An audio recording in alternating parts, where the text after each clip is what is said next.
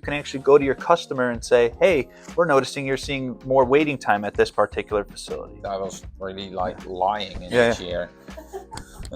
So we do it again. Okay. Yeah. One of the things CtrlChain is trying to achieve is to use automation to help strengthen relationships. I know that kind of sounds counterintuitive, but if you think about it, there's so many manual tasks and things that are part of the freight ecosystem that really don't need to be a manual task anymore. You can use automation in order to complete those things. And because we've automated so many of those manual processes, it actually gives us an opportunity to talk to our customers about inefficiencies within their ecosystem, right?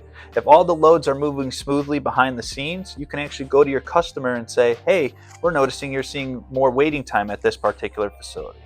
Or we're running into much more detention with this particular carrier. And you can actually make strategic decisions to move your business forward. Yeah, I agree. Plus also by automating these steps, these milestones, these also become more accurate. Right, because what happens today? It's manual entry, emails. It's manual emails, right? And what do you get? A guesstimate. Right. You don't get accurate data. Right. So how can you improve your supply chain without having accurate data? You can't. Exactly. So I think that's also a huge benefit. And indeed, we're investing a lot on that. I think we made very nice steps so far. Agreed. And with communication coming out here in the near future, we can literally keep any information about a particular load within our system. Yep. There's no need to check your emails for a response. There's no need to check a different system to know how things are trending. You simply look into our system, you can see how the load is executing, and then any communication that's also part of the process, which makes you be more efficient, right? Plus talking about data and communication. So today, if you send an email, Thomas Kowalski, it's in your Outlook, right? Yep. So if you are out on holiday enjoying the sun on the beach and I take over, how do I know? You don't get to know, and then you're calling me while I'm on vacation saying, Tom, did you get an email about... I would first ask you how the vacation is going. Yeah, I'm sure and then I will talk about the email for sure. Yeah, for sure. Yeah, in that order, right? I'm sure you'll go, hey, how's the email? And then ask me how my vacation is. Oh, by the way, how's your Yeah, exactly. Yeah. But the point is still the same. When you have a fragmented logistics system, people are not able to enjoy their time off or certain aspects of their life because they're the important person when it comes to that load or that email or that system, which affects your work-life balance, right? The dream state would be, Gerchan, I'm on vacation. You log into the system, I know what's going on. Exactly. Everything is in there. Right. That's the whole thing. So we talk about fragmented data, and the first thing you always hear is visibility. Right.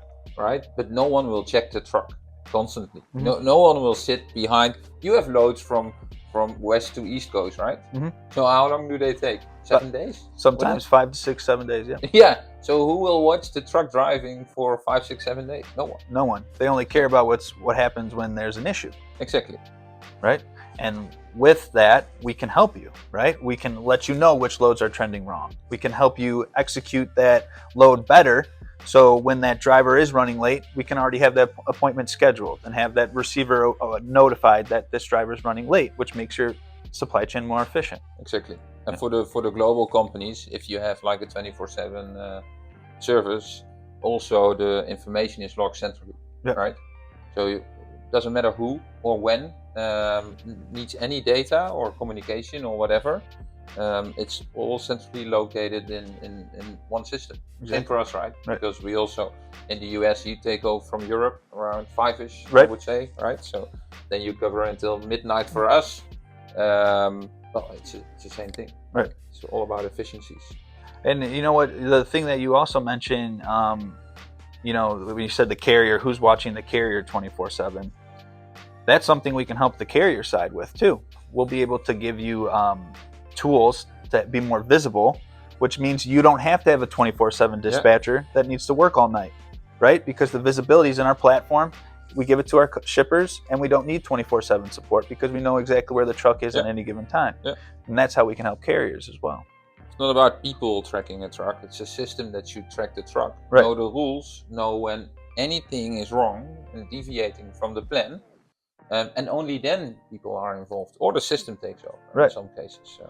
And too often today, right? Hey, can I please get a load update, or how is this load looking, via email? Yeah.